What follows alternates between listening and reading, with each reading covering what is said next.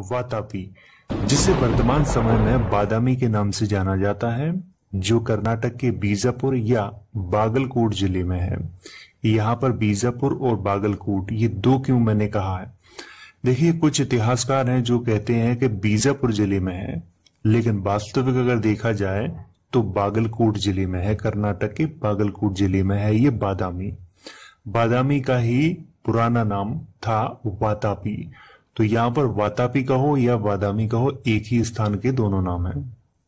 तो यहाँ पर 500 से 753 ईस्वी के मध्य में जिन राजाओं ने शासन किया, उन्हीं राजाओं को वातापी के चालुक्य राजाओं के नाम से जाना जाता है, यानी कि चालुक्य वंश के राजा उन्हीं को कहा जाता है।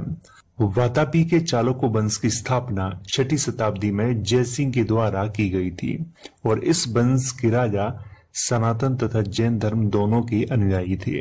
वातापी के चालुक्य वंश का राजकीय चिन्ह वराह था, जिसे भगवान विष्णु का अवतार माना जाता है। तो आपको यहाँ पर क्या याद रखना है वो मैं आपको बता देता हूँ। देखिए, चालुक्य वंश के नाम से बहुत सारे वंश हमारे भारत में हुए। गुजरात के चालुक्य, वातापी के चालुक्य, वेंगी के चालुक्य, कल्याणी के चालुक्य, मैं एक एक करके सभी के बारे में आपको पढ़ाऊंगा। तो अभी मैं आपको पढ़ा रहा हूं वातापी के चालुक्य वंश के बारे में। तो इसकी स्थापना 6ठी शताब्दी में जयसिंह नामक एक राजा के द्वारा की गई थी। ये आपको यहाँ पर याद रखना है। और जयसिंह के पिता का नाम था सत्याश्रय, ये आपको यहाँ पे याद रखना है। और ये जो राजा थे चालुक्य वंश के, तो दोनों धर्मों को मानते थे, सनातन धर्म और जैन धर्म दोनों को ही मानते थे। इनका जो राजकीय चिन्ह है वो वराह है, तो आपको ये यहाँ पे याद रखना है। तो जितना ये मैंने हाईलाइट किया हुआ है, बस आपको इतना ही याद रखना है इनके परिचय से। अब बात करते हैं ऐतिहासिक स्रोतों की, यानी कि चालुक्य वंश का जो हम इतिहास पढ़ते हैं तो उसकी जानकारी हमें कैसे मिलती है। सबसे पहले बात करेंगे अभिलेख की। महाकूट स्तंभ लेख। देखिए, महाकूट स्तंभ लेख, इसका जो निर्माण है वो राजा मंगलेश के द्वारा करवाया गया था, ये आपको यहाँ पे याद रखना है। और ये कर्नाटक के बागलकोट जिले में स्थित है। वादामी शिलालेख। वादामी मैं बोल चुका हूँ, वादामी या वातापी एक जगह का नाम है। तो वहां पर जो शिलालेख लिखवाया था, तो ये शिलालेख भी किसका है? मंगलेश का है। ये मतलब मंगलेश के द्वारा इसको उत्कीर्ण करवाया गया था। ऐहोल अभिलेख। ऐहोल के बारे में सभी लोग जानते हैं और ये बहुत बार एग्जाम में पूछा जा चुका है। ऐहोल अभिलेख पुलकेशिन द्वितीय का ये अभिलेख है, जो कि कर्नाटक के बीजापुर जिले में ऐहोल नामक स्थान पे है। तो ये आपको यहाँ पे याद रखना है। तो यहाँ पे ये जितना मैंने हाईलाइट किया हुआ है ये आपको याद रखने हैं। वैसे तो अगर अभिलेखों की बात करें तो वातापी के चालुक्य वंश के जो राजा हुए, उनके अभिलेखों की बात करें तो 150 से ज्यादा अभिलेख उनके प्राप्त हुए हैं।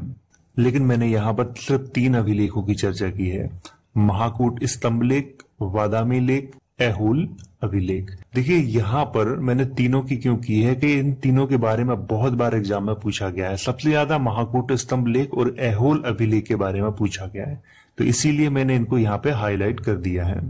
अब बात करते हैं साहित्य की। देखिए, साहित्य में तो इनका इतिहास कम मिलता है, लेकिन अभिलेखों में बहुत ज्यादा मिलता है।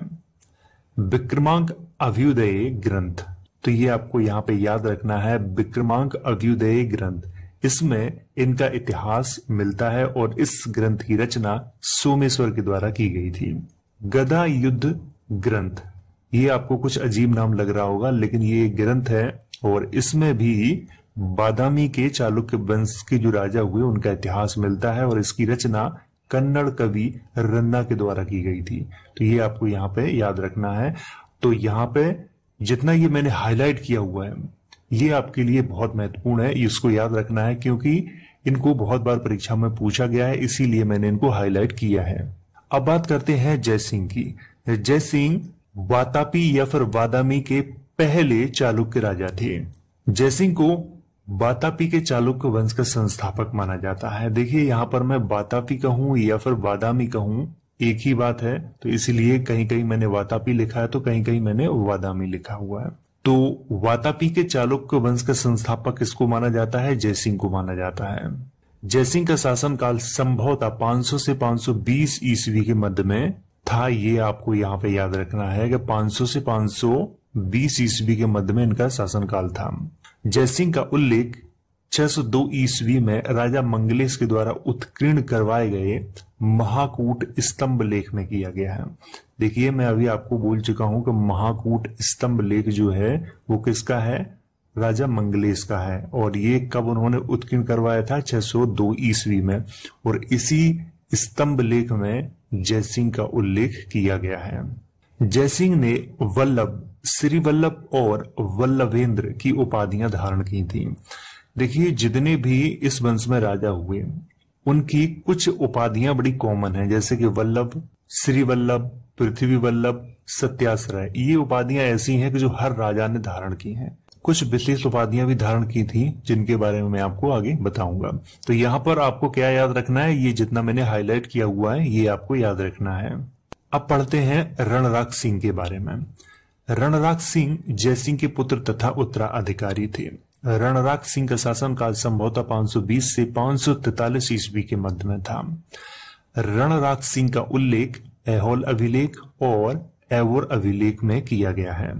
तो इनके शासनकाल से तो आपको कुछ याद नहीं रखना है, हालांकि मैंने हाईलाइट कर दिया है ये, क्योंकि अब तक एग्जाम में इनके बारे में कुछ पूछा नहीं गया है। आपको केवल इनका नाम याद रखना है, रणराज सिंह, और हो सके तो इनका शासनकाल याद रख लें, 520 से 543 ईस्वी के मध्य में।